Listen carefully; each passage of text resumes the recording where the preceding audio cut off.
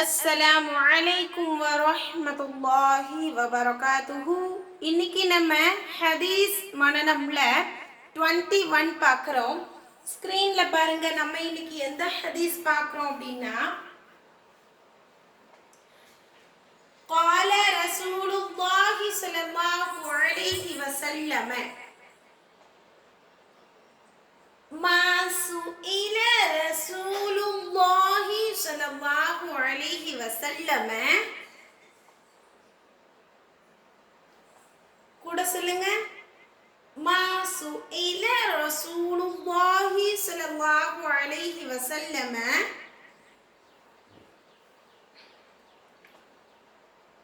شيئا قط فقال لا شيئا قط فقال لا. இதோடைய பொருள் பாருங்க.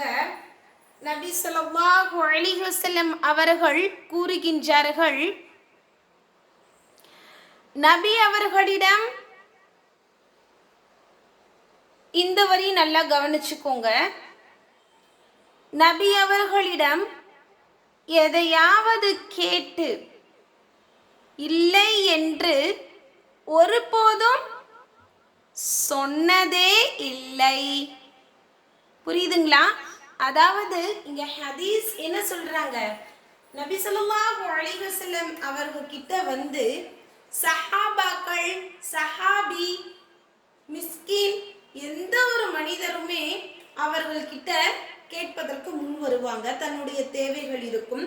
உணவு, உடை, இருப்பிடம், பணம், அரிசி, கோதுமை, இது போல பொருட்கள் தேவையுடையவர்கள் அதிகமா இருப்பாங்க. அப்போ நபி ஸல்லல்லாஹு அலைஹி வஸல்லம் அவர்களுக்கு அவர்களுடைய தேவைக்காக தான் இருக்கும். ஆனா யாராவது வந்து நபி அவர்களிடம் எனக்கு இந்த பொருள் வேணும், உணவு வேணும் அப்படின்னு சொல்லி கேட்டாங்கன்னா ஒருபோதும் இல்லைன்னு என்ன செய்ய மாட்டாங்க, சொல்லவே மாட்டாங்க. நமக்கு என்ன இருக்கோ அதை இன்னொருத்தருக்கு பரிமாறிக்கொள்ளக்கூடியவர் தான் நம்ம நபி ஸல்லல்லாஹு அலைஹி வஸல்லம் அவர்கள். சுப்ஹானல்லாஹ். இப்போ இதுவே இந்த ஜெனரேஷன்ல நம்மள எடுத்துப்போமே, நம்மளாம் எப்படி இருப்போம்?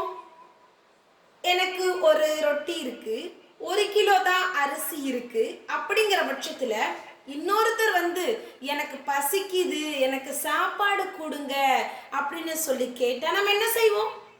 எனக்கே ஒண்ணுதான் இருக்கு, இது எப்படி நான் உனக்கு கொடுக்கறது அப்படின்னு சொல்லக்கூடிய காலம்தான் இது.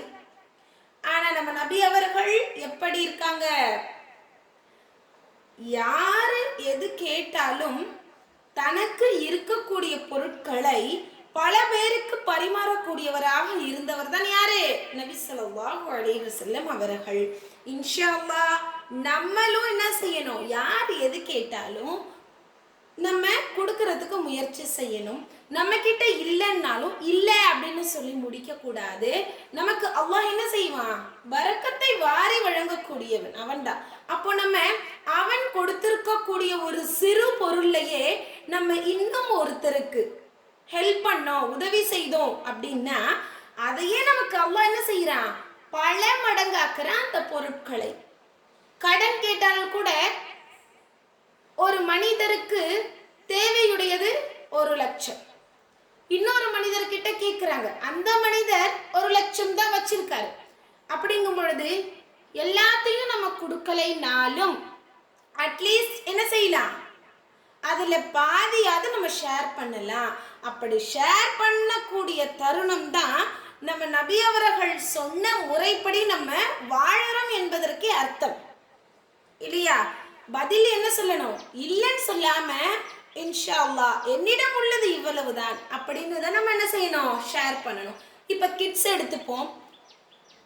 ஒரே ஒரு பென்சில் வச்சிருப்பாங்க, ஒரே ஒரு எரேசர் வச்சிருப்பாங்க. ஸ்கூல் லைஃப் சொல்றேன். அப்போ ஸ்டூடெண்ட் என்ன செய்வாங்க? மறந்துருப்பாங்க, மிஸ் பண்ணியிருப்பாங்க.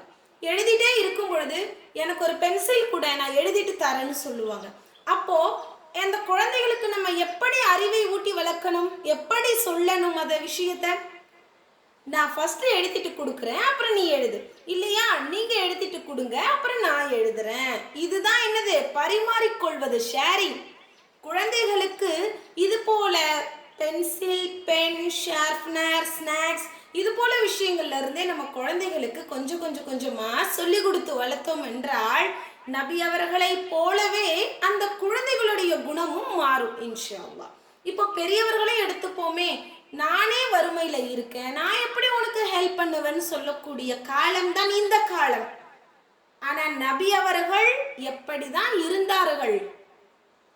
யார் எது கேட்டாலும் இல்லைன்ற வார்த்தையை சொல்லாம தன்னிடம் இருக்கக்கூடிய பொருட்களை 10 பொருள் கொடுக்கலைனாலும் அதுல ஒரு பொருளாவது ஷேரிங்ல இருக்கும். அப்போ நபி அவர்கள் எப்படி வாழ்ந்தார்களோ அதே போல் நம்ம சமுதாயம் என்ன செய்யணும்? வாழணும். அப்படிங்கிறதுக்காக தான் இந்த ஹதீஸ் எல்லாம் நமக்கு படிப்படியாக எடுத்து காட்டுகிறது இல்லையா? அப்போ நபி இருந்தாங்க, நான் இருக்க மாட்டேன் அப்படின்னு சொல்லக்கூடாது. அது பாவத்தில் கொண்டு போய் சேர்க்கும்.